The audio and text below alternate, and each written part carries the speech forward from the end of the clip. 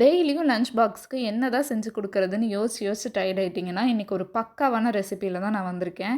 கண்டிப்பா இந்த recipe try பண்ணாதீங்க. ஒரு தடவ ட்ரை பண்ணீங்கன்னா, திரும்ப திரும்ப செய்வீங்க. ஏன் தானே கேட்குறீங்க? ஏன்னா அந்த அளவுக்கு டேஸ்டியா இருக்கும். ஒரு நாள் ஃபுல்லா ஊற வச்ச வெந்தயத்த 2 நாள் மொளக்கட்ட விட்டீங்கன்னா, இந்த அளவுக்கு மொளக்கட்டி வந்துரும். இப்போ ஒரு பேன்ல கொஞ்சமா எண்ணெய், கடுகு, சீரகம், குருமிளகு, வாசனைக்காக கொஞ்சமா சோம்பு, 1 வரமிளகா, அது கூடவே வந்து 5 இடிச்ச பூண்டு சேர்த்து நல்லா வதக்கிக்கோங்க.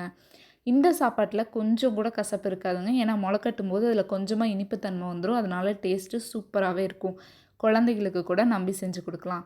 இது கூடவே 10 பல் அளவுக்கு சின்ன வெங்காயம், அது கூடவே 1 தக்காளி, தேவையான அளவுக்கு உப்பு, கொஞ்சம் மஞ்சத்தூள், மிளகாய்த்தூள் உங்க காரத்துக்கு ஏத்த அளவுக்கு சேர்த்துக்கோங்க. இது எல்லாத்தையும் சேர்த்து நல்லா வதக்கிக்கலாம்.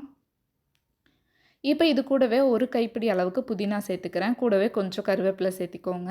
கொத்தமல்லியும் சேர்த்துனா டேஸ்ட் நல்லாவே இருக்கும். ஆனா நான் இன்னைக்கு சேர்த்தல.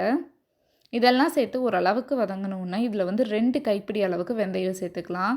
வெந்தயம் நீங்க எந்த அளவுக்கு சேர்த்துறீங்களோ, அந்த அளவுக்கு சாப்பாடு நல்லாவே இருக்கும். கசப்பு தன்மை தெரியாது இதில.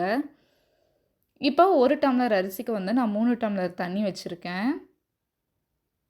இது கூட வந்து தண்ணி ஆட் பண்ணிட்டு லைட்டா லெமன் புழிஞ்சுக்கோங்க. இப்போ இது கூட அரிசியும் சேர்த்து குக்கரை போட்டு கரெக்டாக 2 விசில் இல்லைனா 3 விசில் விட்டிங்கன்னா போதும்.